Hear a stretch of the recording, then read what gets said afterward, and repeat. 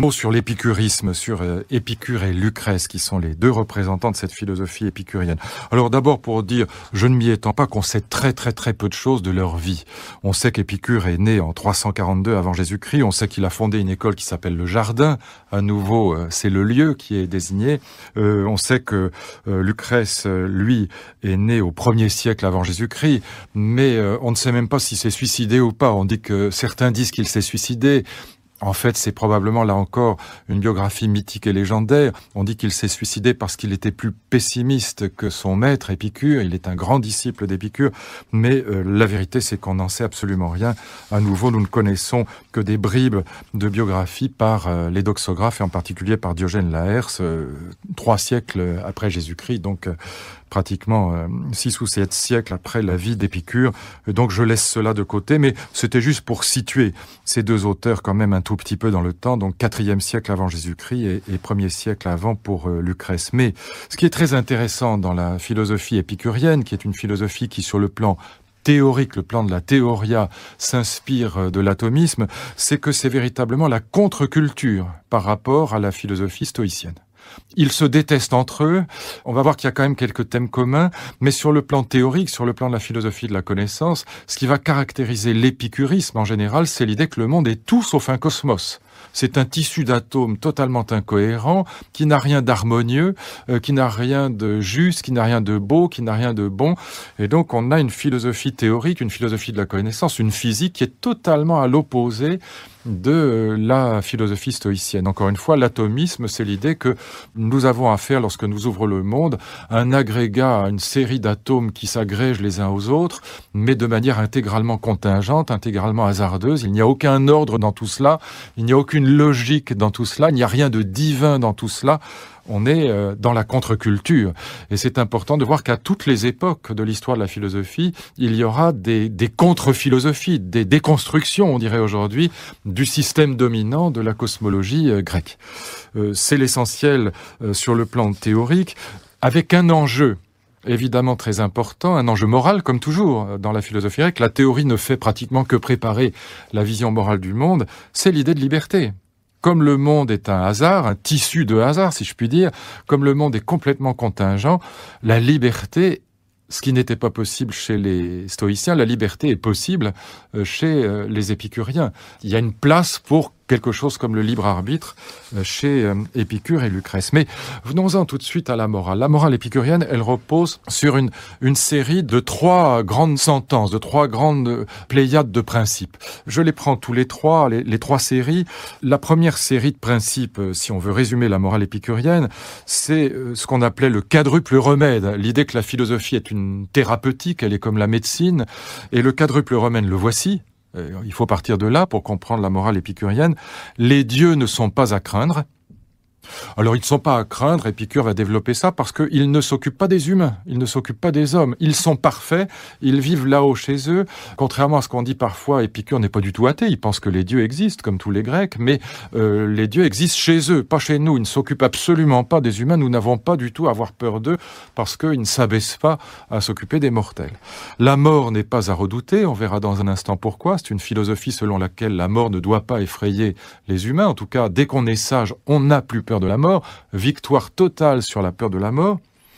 Et 2 autres préceptes, dans cette première série de préceptes, le bien est facile à acquérir, le mal est facile à supporter parce qu'il ne dure pas longtemps. Les 2 premiers principes dans cette première série visent la victoire sur les peurs, on n'a pas à craindre ni les dieux ni la mort. Alors on va voir pourquoi dans un instant. Et le deuxième volet, c'est l'idée que le bien étant facile à acquérir et le mal facile à éviter, on doit pouvoir parvenir au bonheur assez simplement. Ça n'est pas très difficile d'être heureux, ou en tout cas de vivre dans la sérénité. Ça, c'est la première série de principes. Ce sont donc ces 4 fameux remèdes. Il y a une deuxième série qui s'ajoute à la première. et qui permet justement de la compléter, de la comprendre et qui touche à la question du plaisir. On sait que épicurien, dans le vocabulaire contemporain, ça renvoie à une philosophie du plaisir. On va voir que c'est à peu près l'opposé. C'est une philosophie de la frugalité. C'est une philosophie du plaisir, certainement, mais pas au sens où nous l'entendons, nous. Contrairement à ce qu'on dit dès l'époque, les épicuriens sont tous sauf des pourceaux. Ce sont au contraire des philosophes qui vont faire l'apologie des plaisirs les plus simples. Il y a 3 types de plaisirs. Il y a les plaisirs naturels et nécessaires. C'est la faim et la soif, par exemple.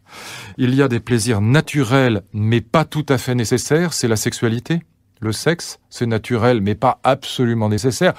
Quoique tout de même très utile à la reproduction de l'espèce, donc ça fait partie de l'acceptable. Et puis, il y a des désirs non naturels et non nécessaires. Là, on est dans l'artifice. On est dans ce qu'on appellerait aujourd'hui la consommation, le consumérisme. On est dans l'artificiel. Alors, c'est très important, cette philosophie du plaisir. On va voir pourquoi dans un instant. C'est lié à la philosophie de la mort. C'est le 3e volet, la 3e série de préceptes.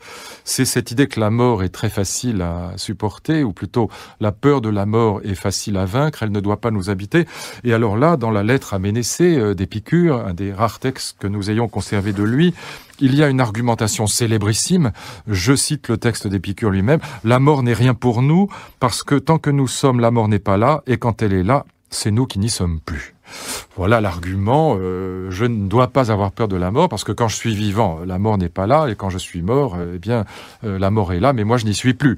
Et donc il n'y a pas à avoir peur. Alors évidemment, quand on prend ces 3 séries de principes, les 4 remèdes, les 3 plaisirs, et puis cette philosophie de la victoire sur la mort, résumée comme ça, on se dit, mon Dieu, c'est quand même un peu banal, c'est pas très puissant. Qu'est-ce qui a pu donner du charme à cette philosophie? Qu'est-ce qui a pu faire qu'il y ait eu des épicuriens si fanatiques, si admirateurs du maître, qu'ils écrivaient, ils gravaient sur les murs des maisons bourgeoises les lettres d'Épicure, les maximes d'Épicure. C'est d'ailleurs comme ça qu'on a retrouvé des textes entiers d'Épicure. C'est grâce à ces maisons bourgeoises qu'on a pu retrouver ces textes et les lire encore aujourd'hui. Alors, il y a derrière quelque chose en vérité de très profond. La philosophie épicurienne est très profonde.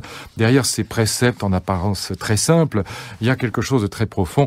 Et c'est surtout chez Lucrèce, dans son poème magnifique, le De Rerum Natura, de la nature des choses, qu'on va trouver un développement très profond des arguments, des principes qui sont derrière l'énoncé des préceptes sèchement formulés, comme je l'ai fait tout à l'heure. Il y a 3 idées qui sont d'une extrême profondeur et qui sont développées tout au long de ce poème de Lucrèce, de ce magnifique poème, merveilleusement écrit, extrêmement touchant. C'est vraiment une merveille.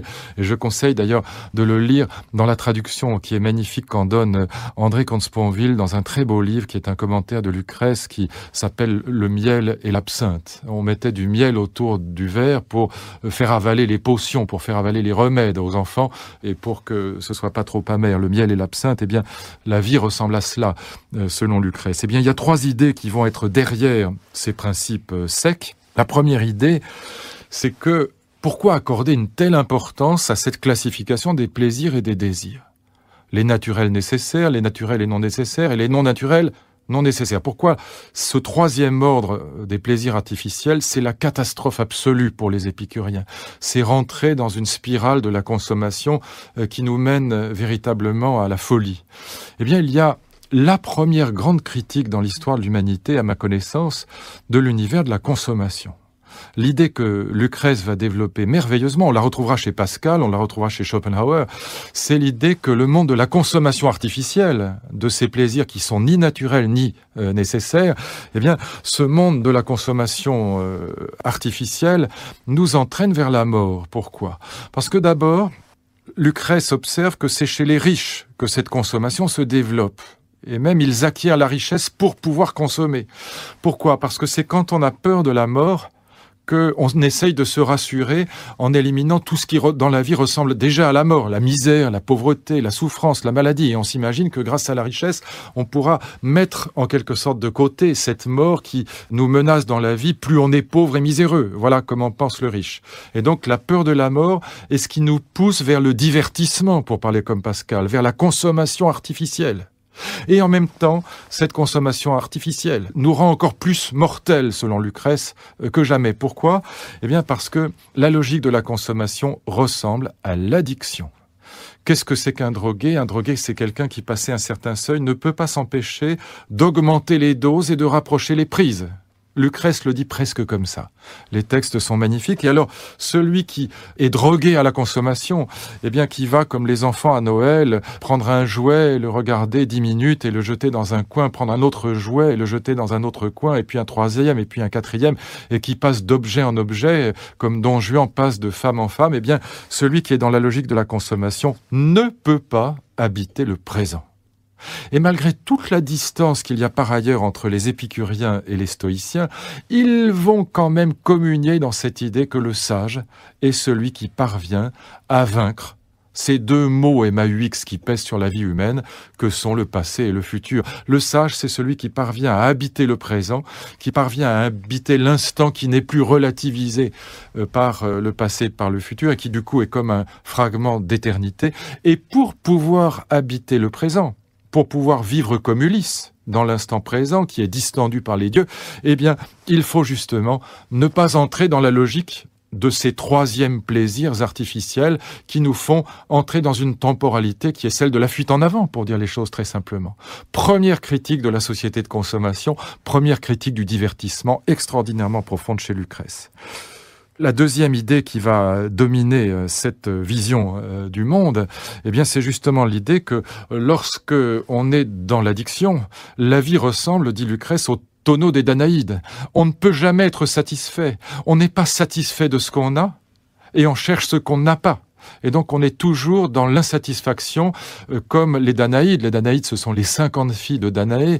Alors 49 d'entre elles ont cédé à l'injonction de leur père de tuer leurs cousins qu'elles doivent épouser. Elles tuent la nuit de noces les cousins et elles sont punies, comme vous savez, aux enfers, dans l'Hadès. Punition terrible, elles doivent remplir en permanence un vase, une jarre qui est trouée. Et on ne peut pas la remplir, évidemment. C'est ça le tonneau des Danaïdes. Eh bien, le riche qui est dans la logique de la consommation, il est évidemment dans l'insatisfaction permanente, même du point de vue du simple plaisir. Non seulement il est animé par la peur de la mort, non seulement la consommation renforce la peur de la mort, mais en plus il est insatisfait. Illusion totale, vanité des vanités de la richesse. Et puis la troisième grande idée qui va dominer le stoïcisme, c'est que évidemment cette peur de la mort, elle doit être vaincue par le raisonnement, bien sûr. Lorsque la mort est là, je ne suis plus là. Lorsque je suis là, elle n'est plus là. Mais elle doit être vaincue comme chez les stoïciens. Vous voyez, malgré les grandes oppositions qu'il y a entre stoïciens et épicuriens sur le côté théorique, il y a quand même ce point d'accord.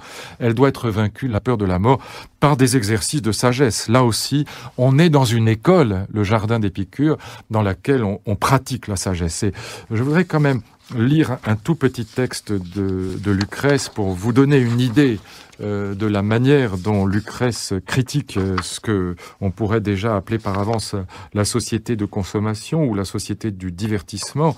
Tel s'est précipité hors sa vaste demeure, lassé d'être chez lui, puis soudain y retourne. Ne sentant aucun mieux à s'ennuyer dehors, il presse le pas, court, harcèle sa monture, comme allant au secours de sa maison en flammes. Le seuil à peine atteint, il se met à bâiller, tombe en un lourd sommeil pour y chercher l'oubli, à moins qu'il ne se hâte à nouveau vers la ville. Chacun cherche à se fuir, personne n'y parvient. Et puis l'on tourne en rond dans le cercle de vivre, où nul plaisir nouveau ne peut plus nous surprendre. Tant que nous n'avons pas l'objet tant convoité, le manque fait son prix. L'avons-nous obtenu ? C'est un autre aussitôt que visent nos désirs. On a là, je crois, la première critique d'une profondeur abyssale, non seulement, oui, de la société de consommation, mais du caractère addictif de la consommation. Vous voyez à quel point l'image de l'épicurien pourceau, l'épicurien qui cultive les désirs les plus raffinés, est loin de la réalité, comme souvent, comme pour Machiavel, quand on parle du machiavélisme. Machiavel était probablement tout sauf machiavélique. Et bien de la même manière, les épicuriens sont de vrais sages, et on retrouve cette idée qu'il faut savoir habiter le présent, qu'il faut savoir se débarrasser de ces deux illusions qui pèsent sur la vie humaine, que sont les passions tristes qui habitent le passé, qui habitent le futur.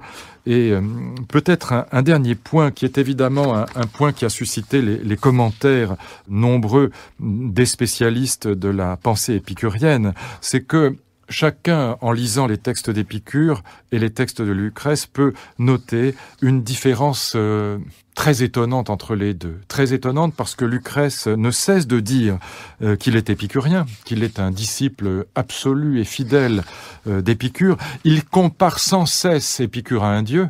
Il l'appelle le sauveur. Très intéressant qu'il l'appelle le sauveur. Ça veut dire qu'il considère que la philosophie d'Épicure nous sauve de la mort, de la peur de la mort. C'est toujours la même idée. La philosophie, c'est la victoire sur les peurs, et notamment sur la peur de la mort. Donc c'est bien une sotériologie, une doctrine du salut. Et encore une fois, je crois que c'est très important de noter que Lucrèce parle en permanence d'Épicure comme un sauveur, et il ne cesse de dire, ce sont ses propres mots, Épicure est semblable à un dieu.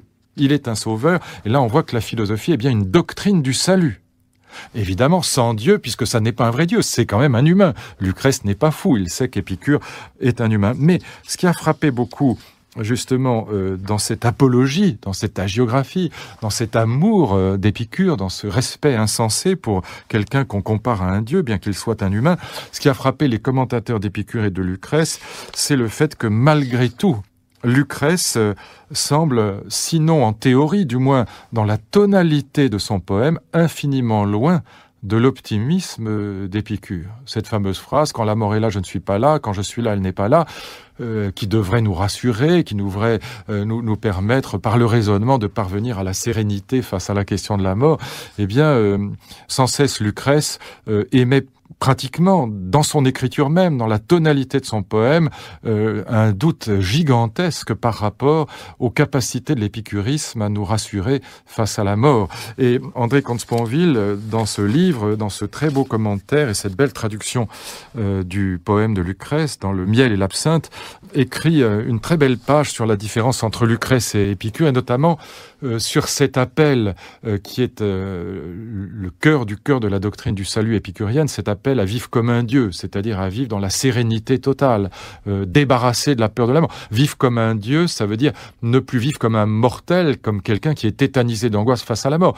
Grâce à la sagesse, nous pouvons vivre comme des dieux. Voilà le message d'Épicure.